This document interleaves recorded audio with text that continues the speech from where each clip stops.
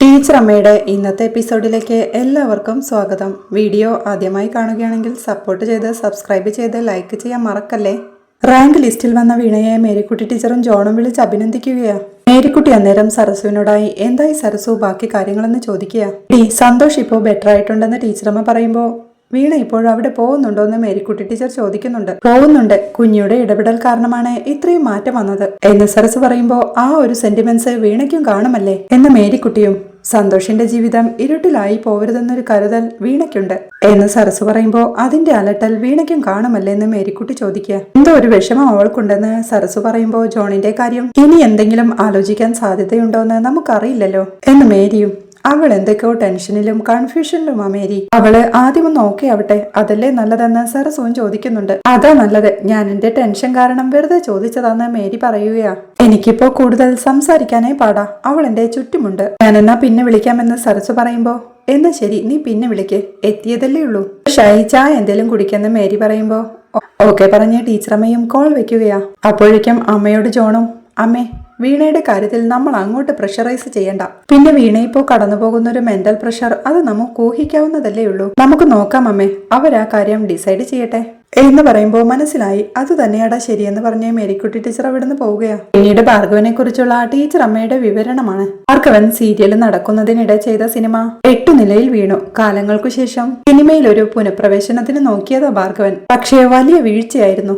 അതുവരെ ഉണ്ടാക്കിയതൊക്കെയും പോയി. വീടും കാറും തിയേറ്ററും ഒക്കെ വിൽക്കേണ്ടി വന്നു. ഭാർഗവൻ ആകെ തകർന്നുപോയി. എങ്കിലും എങ്ങനെയോ പാവം ജീവിതത്തിൽ പിടിച്ചു നിൽക്കുന്നു. ശശികല വീഴ്ചയെ കുറിച്ചൊന്നും ഒരു ബോധ്യവുമില്ലാതെ പഴയതുപോലെ വാടക വീട്ടിൽ പഴയതുപോലെ പ്രൗഢി കാണിച്ച് ജീവിക്കുന്നു. ബുദ്ധിമുട്ടെങ്കിലും പഴയ പട്ടുസാരിയും മറ്റും ഇപ്പോ കയ്യിലുണ്ടല്ലോ. രേണുക വീണ്ടും ബ്ലോഗിൽ സജീവമായി. മഹേഷുമായുള്ള പ്രശ്നങ്ങൾ മാറിയെങ്കിലും ശശികലയ്ക്ക് മഹേഷിനെ അംഗീകരിക്കാൻ വിഷമമാണ്.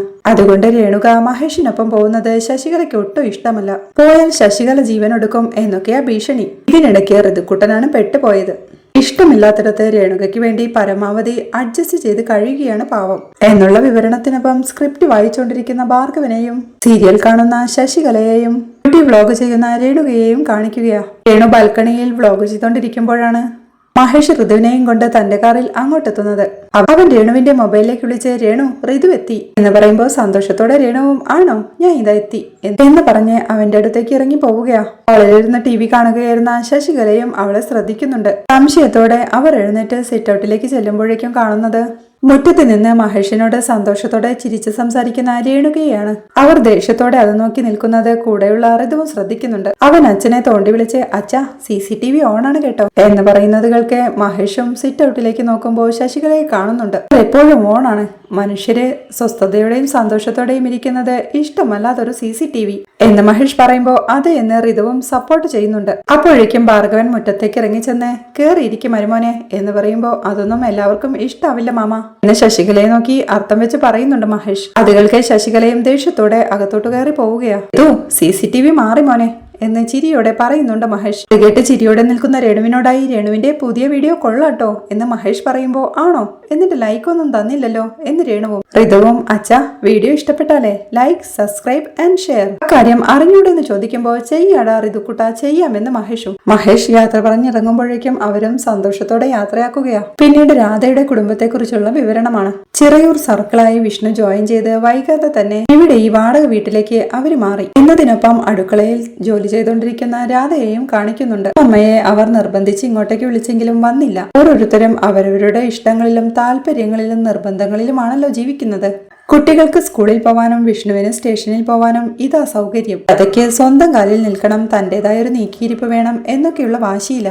അവളുടെ ഓൺലൈൻ ഗാർമെന്റ്സ് പരിപാടി പിന്നെയും സജീവമായി എന്ന വിവരണത്തിനൊപ്പം രാധ ഓർഡറുകളെല്ലാം പാക്ക് ചെയ്യുന്നതും കാണിക്കുന്നുണ്ട്. ഇപ്പൊ രാധയുടേതായ കുറെ സ്ഥിരം കസ്റ്റമേഴ്സ് ഉണ്ട്. കസ്റ്റമേഴ്സിന്റെ ഇഷ്ടവും ട്രെൻഡും മനസ്സിലാക്കി തുണികൾ തിരഞ്ഞെടുക്കാനും വാങ്ങാനും രാധ ഒറ്റയ്ക്ക് യാത്ര ചെയ്തു തുടങ്ങി. തന്നിൽ തന്നെയുള്ള വിശ്വാസം രാധയ്ക്ക് വല്ലാതെ കൂടി. കാവ്യ ഇപ്പോ ആരും പറഞ്ഞില്ലെങ്കിലും പഠിത്തത്തിലൊക്കെ നന്നായി ശ്രദ്ധിക്കുന്നുണ്ട് എന്നതിനൊപ്പം റൂമിലെ കട്ടിലിരുന്ന് വായിക്കുന്ന കാവ്യയെയും അങ്ങോട്ടെത്തുന്ന രാധയെയും കാണിക്കുകയാ. കാവ്യ അവിടെ ടേബിളിൽ വന്നിരുന്ന് പഠിക്കുക കാവ്യ എന്ന് രാധ പറയുമ്പോ ഇവിടെ ഇരുന്നാലും പഠിച്ചാ പോരെന്ന് കാവ്യയും. കട്ടിലിരുന്ന ഉറക്കം വരും. അതുകൊണ്ടായി പറയുന്നെന്ന് രാധ പറയുമ്പോ പഠിക്കണമെന്നുണ്ടല്ലേ, ഇവിടെ ഇരുന്നാലും ഉറക്കൊന്നും വരൂലമ്മന്ന് കാവ്യയും. ഇതിനൊന്ന് ചിരിയോടെ മുളിക്കൊണ്ട് രാധ അവിടുന്ന് പോകുമ്പോഴേക്കും കാവ്യ നെഞ്ചത്ത് കൈവച്ച് താൻ വായിച്ചിരുന്ന പുസ്തകം തുറക്കുമ്പോഴേക്കും അതിനുള്ളിലുള്ള കഥാപുസ്തകമാണ് കാണിക്കുന്നത്. അവൾ ചിരിയോടെ അത് വായിച്ചുകൊണ്ടിരിക്കുക. പുതിയ തലമുറയല്ലേ, ഇതിനപ്പുറവും പ്രതീക്ഷിക്കാം. ഇപ്പോ അകത്തും പുസ്തകമാണെന്ന് പറയാം. അതുടനെ മൊബൈലാവും. കൊള്ളാം ജെൻ ആൽഫ എന്ന ടീച്ചറമ്മയുടെ കമന്റുമുണ്ട്. വിഷ്ണുവിന്റെ കേസന്വേഷണവും ടെൻഷനും തുടരുന്നു. അതിന് വേറെ വലിയ മാറ്റമൊന്നും ഇനി പ്രതീക്ഷിക്കേണ്ടതുമില്ല. രാധയുടെ ബിസിനസ് കാര്യങ്ങളിൽ കല്യാണിയും സഹായിക്കുന്നുണ്ട്. അതിനൊപ്പം രാധയുടെ സ്റ്റോക്ക് ഓർഡറുമായി ഡൈനിങ് ഹാളിലേക്ക് എത്തുന്ന കല്ലുവിനെയാണ് കാണിക്കുന്നത്. അവൾ അത് ടീപ്പോയിൽ വെച്ച് അമ്മയെന്ന് നീട്ടി വിളിക്കുമ്പോഴേക്കും രാധയും അങ്ങോട്ട് വന്നോ എന്ന് ചോദിക്കുന്നുണ്ട്. കല്ലുവും അമ്മയോടായി നമ്മള് സോഷ്യൽ മീഡിയയില് ഇന്നലെ ഇട്ട പുതിയ സെറ്റിന്റെ ഇമേജസ് ഇല്ലേ എന്ന് ചോദിക്കുമ്പോ ആ പ്രിന്റഡ് സിൽക്ക് അല്ലേ എന്ന് രാധയും ചോദിക്കുക. അതെ, അതിന് നല്ല റെസ്പോൺസ് ഉണ്ട്. നല്ല ഓർഡർ വരാൻ ചാൻസ് ഉണ്ട്.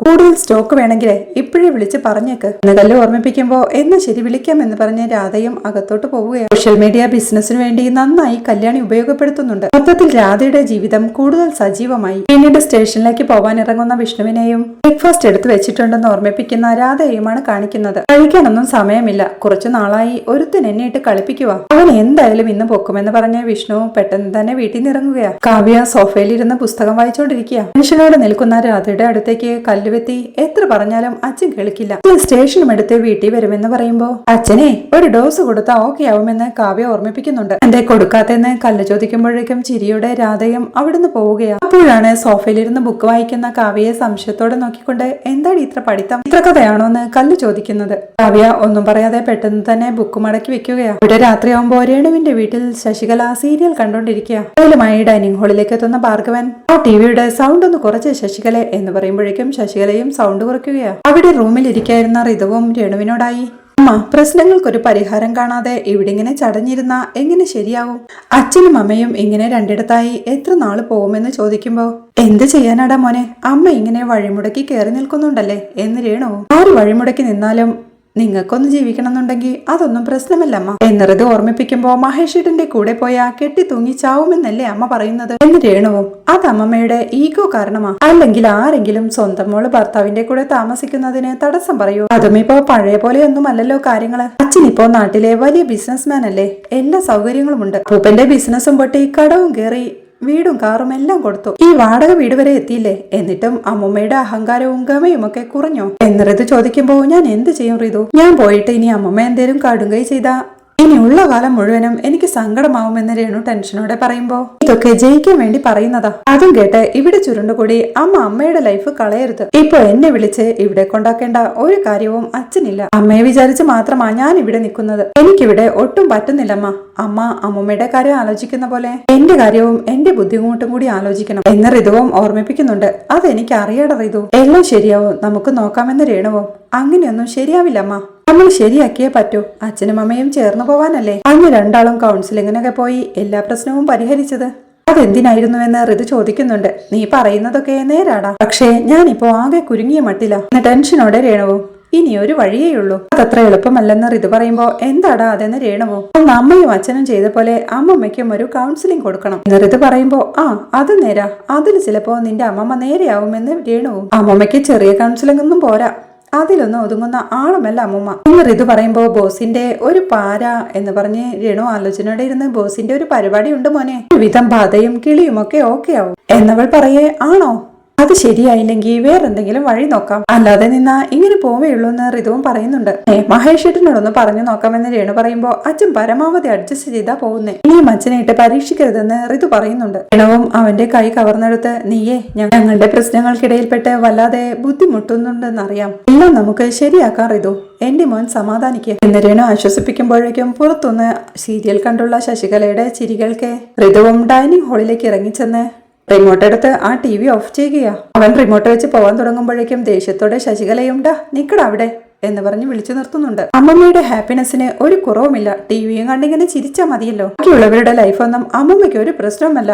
അപ്പൂപ്പന്റെ ബിസിനസ് ഒക്കെ പൊളിഞ്ഞു പാളീസായെങ്കിലും പഴയ പട്ടുസാരിയൊക്കെ ചുറ്റി മേക്കപ്പും ചെയ്ത് പഴയ പ്രൊഡ്യൂസറിന്റെ വൈഫായിട്ട് അങ്ങനെ അമ്മമ്മ ഇങ്ങനെ ഗമക്കിരുന്നോ? നിറത് ദേഷ്യത്തോടെ പറയുമ്പോ എന്താടാ ഞാൻ ഗമ കാണിച്ചാല്? അതിനുള്ള യോഗ്യത ഉണ്ടായിട്ടാ കാണിക്കുന്നെന്ന് ശശികലയും. അതിനുള്ള മണിയൊക്കെ ഇപ്പോഴും ഉണ്ടോന്ന് അപ്പൂപ്പനോടൊന്ന് ചോദിച്ചു നോക്കുന്ന ഋതുവും. ഉത്തരം മുട്ടിയ ശശികലയും ദേഷ്യത്തോടെ അവനെ ഒന്ന് നോക്കിയിട്ട് സോഫയിലിരിക്കായിരുന്ന ഭാർഗവനോടായി നിങ്ങൾ കാരണമാ കൊച്ചു പിള്ളേരുടെ വായിന്നവരെ ഇങ്ങനെ കേൾക്കുന്നത് എന്ന് ദേഷ്യത്തോടെ പറയുമ്പോ കാര്യങ്ങളൊന്ന് പാളിപ്പോവും വരെ വലിയ രീതിയിൽ ജീവിച്ചത് ഞാൻ കാരണമാണെന്ന് മറക്കരുത് എന്ന് ഭാർഗവനും ഓർമ്മിപ്പിക്കുന്നുണ്ട്. ആ നിങ്ങൾ ഈ പഴയ കണക്കും പത്രസും പറഞ്ഞിരുന്നു എന്ന് ശശികല പറയുമ്പോ മനുഷ്യന് കുറച്ച് സ്വൈര്യം തരുമോ നീ എന്ന് ഭാർഗവൻ ചോദിക്കെ ശശികലയും ദേഷ്യത്തോടെ ഡൈനിങ് ടേബിളിലെ കസേര വലിച്ചിട്ടിരിക്കുക. ഋതു ഓടി മുകളിലേക്ക് കയറി പോകുമ്പോഴേക്കും ഭാർഗവനും ടെൻഷനോടെ സോഫയിൽ ഇരിപ്പാ. പിന്നീട് സന്തോഷിന്റെ വീട്ടിലെത്തുന്ന വീണയാണ് കാണിക്കുന്നത്.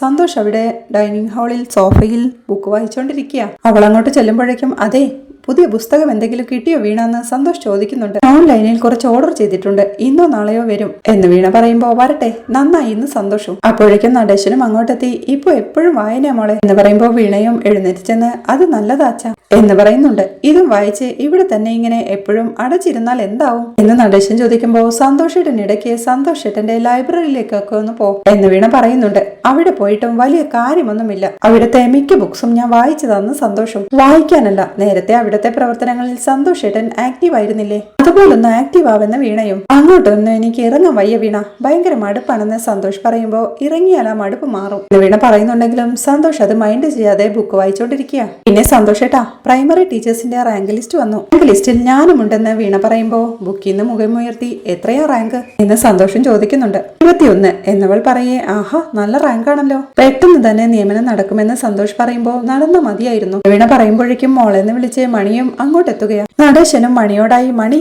അറിഞ്ഞോ വീണ പ്രൈമറി ടീച്ചേഴ്സിന്റെ ലിസ്റ്റിലുണ്ടെന്ന്.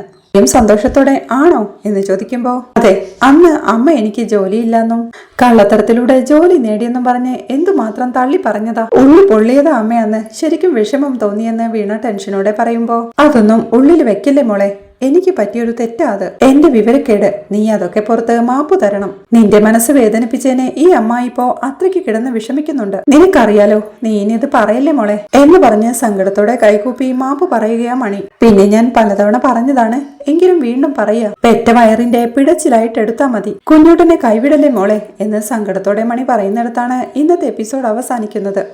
വീഡിയോ ഇഷ്ടമായാൽ സപ്പോർട്ട് ചെയ്ത് സബ്സ്ക്രൈബ് ചെയ്ത് ലൈക്ക് ചെയ്യാൻ മറക്കല്ലേ.